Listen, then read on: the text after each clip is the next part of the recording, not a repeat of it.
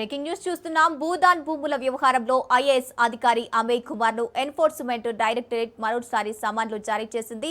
Money laundering కోణంలో దర్యాప్తు కొనసాగిస్తున్న ఈడీ ఈ నెల 25న విచారణకు హాజరు కావాలని ఆదేశించింది.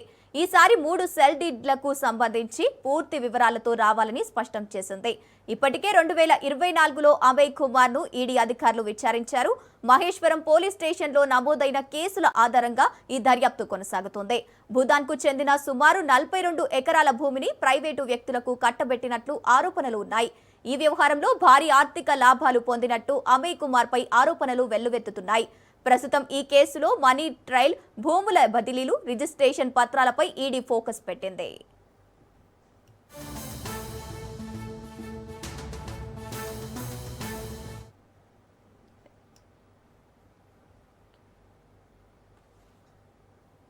రైట్, ఇదే అంశానికి సంబంధించి పూర్తి డీటెయిల్స్ మా ప్రతినిధి సైదులు లైవ్ ద్వారా అందిస్తారు. సైదులు, చెప్పండి. ఐఏఎస్ అధికారి అమయ్ కుమార్ ఎన్ఫోర్స్మెంట్ డైరెక్టరేట్ మరోసారి సమన్లు జారీ చేసినట్టు తెలుస్తోంది. దీనికి సంబంధించిన అప్డేట్స్ ఏంటి? గంగోత్రి, సీనియర్ ఐఏఎస్ అధికారి, రంగారెడ్డి జిల్లా మాజీ కలెక్టర్ అమయ్ కుమార్కు వీడి సమన్లు జారీ చేసింది. ఈ నెల 25న విచారణకి హాజరు కావాలని అందులో పేర్కొంది. 3 సేల్ డీడీలతో విచారణకి హాజరు కావాలని అమయ్ కుమార్కు సమన్లు వీడి జారీ చేసింది. సో ఇప్పటికే ఆయన్ని రంగారెడ్డి జిల్లా కలెక్టర్గా ఉన్నప్పుడు కొన్ని భూముల రిజిస్ట్రేషన్ విషయంలో ఆయన పైన మహేశ్వరం పోలీస్ స్టేషన్ పరిధిలో కేసు నమోదైంది. నాగారం గ్రామంలో దాదాపుగా 44 ఎకరాలకు సంబంధించి ఆయన నిషేధిత భూముల్ని అమ్మినట్టుగా కూడా గుర్తించారు. అయితే వారు కొందరు భూముల్ని అమ్మడానికి సంబంధించి అభ్యంతరం తెలుపుతూ నిషేధిత భూముల్ని ఎలా అమ్ముతారని చెప్పేసి కొందరు మహేశ్వరం పోలీస్ స్టేషన్లో కంప్లైంట్ చేశారు. ఆ కంప్లైంట్ ఆధారంగా ఈడీ కేసు నమోదు చేసింది. అయితే ఆ భూముల్ని అమ్మినప్పుడు పెద్ద ఎత్తున అమయ్ కుమార్ లబ్ధి పొందినట్లుగా కూడా ఈడీ మనీ లాండరింగ్ కేసులో విచారణకి 2024 అక్టోబర్లో అమయ్ కుమార్ని విచారణకి పిలిచింది. అప్పుడు ఆయన్ని దఫాలుగా ఈ యొక్క కేసు విషయంలో విచారణ చేసింది. అయితే ఇప్పుడు 3 సేల్ డీడీలతో విచారణకి ఈ నెల 25న హాజరు కావాలని అమయ్ కుమార్కు మరోసారి వీడి సమన్లు జారీ చేసింది.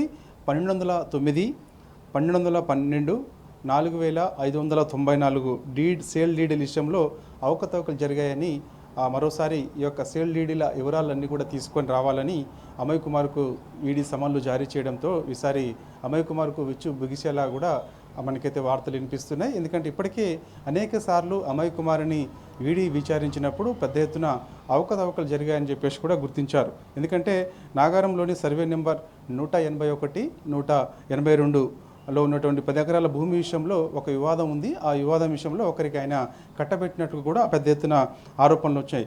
కాదర్ మున్నిసా అనే ఒక మహిళకు పెద్ద ఎత్తున ఆమె దగ్గర నుంచి లబ్ధి పొంది ఆ భూముల్ని ఆమెకి కట్టబెట్టినట్టుగా కూడా అమయ్ కుమార్ పైన ఆరోపణలు వచ్చాయి.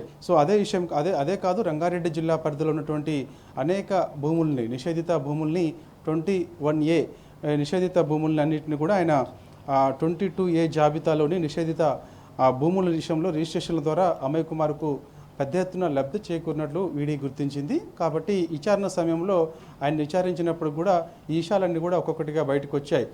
అమయ్ కుమార్ ఆయన ఎక్కడైతే కలెక్టర్గా పనిచేశారో ఆ జిల్లాల్లో పెద్ద ఎత్తున అవకతవకలు జరిగినట్లు కూడా గుర్తించారు. ఆయన సూర్యాపేట జిల్లాలో కలెక్టర్గా పనిచేశారు, ఆ తర్వాత రంగారెడ్డి జిల్లా కలెక్టర్గా పనిచేశారు.